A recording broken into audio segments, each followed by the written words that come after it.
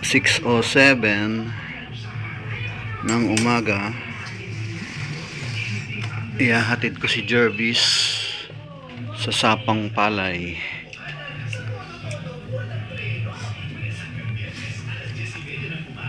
Ito si Jan, kagigising lang, ginising namin. May iwan siya mag-isa rito dahil ihahatid ko yung kuya niya. Pwede ka pang matulog ulit, ha? Ayan na yung baon mo. Ayan ang baon niya. Meron siyang juice na dalawa dun sa rep. Mamaya niya na ilalabas para pagdating sa sa school, pagkain niya malamig pa. Malamig pa ba? Pagka kinakain mo? Ay, pagka iniinom mo yung juice mo? Hindi na.